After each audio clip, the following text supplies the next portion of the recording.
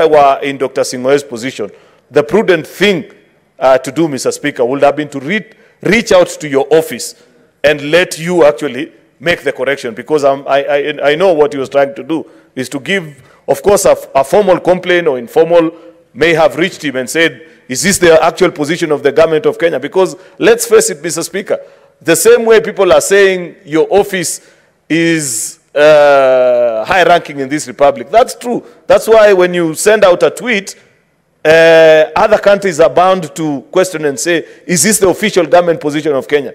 Therefore, it was within his place to try and put the proper position, Mr. Speaker, on this particular issue. The mode which he may have chosen to execute it is what we can debate here. But I can tell you, Senator Godfrey Osotsi, my good friend, you cannot hold a candle to the PS Abraham Sing'oei on matters foreign relation. That gentleman has earned his space. Many of our colleagues, including some that have served in this house with him, actually came up from his work from both foreign affairs and human rights, especially on marginalized communities. Celebrated, published, Mr. Speaker. Therefore, let us desist from this habit of being too critical of people.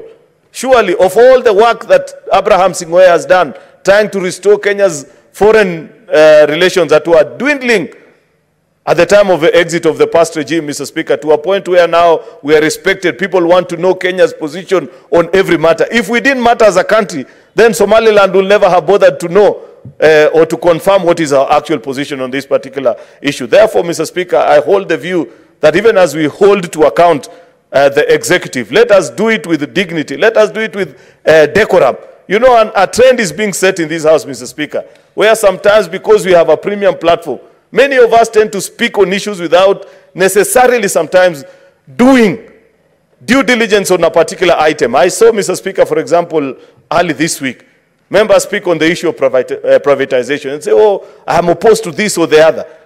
I hold the view, Mr. Speaker, that particular notice is a notice of public participation. You're being invited to give your views on policy position that the government wants to take. We are here as a house debating and saying we cannot even pay salaries to our staff because we are in a difficult financial position. When the government tries to come up with policies that will free up the fiscal space, we are again the first ones to oppose and say, no, no, no, no, that one is not possible. This one cannot be done. I think you cannot eat your cake and have it. We've got to be sincere and appreciate that as a country, we have found ourselves in a very unique situation in terms of our fiscal space.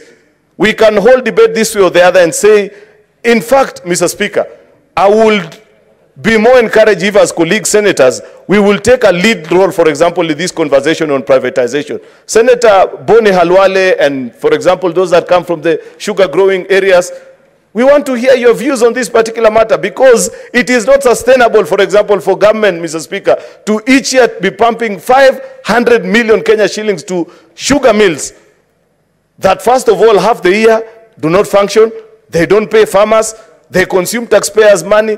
Let us inform this particular debate and say, for example, I'd wish and appreciate and say, if there's a private sugar mill in my factory, I'd wish that concession fee, instead of being paid to the national government because they don't need it, let it be paid to the resident county government. It can be used at least to show up, pay for medical services and whatever functions and funds that people need. Therefore, Mr. Speaker, I want to encourage colleagues that many other times when we take positions on the floor of this house, let it be better informed than at least the people that we represent.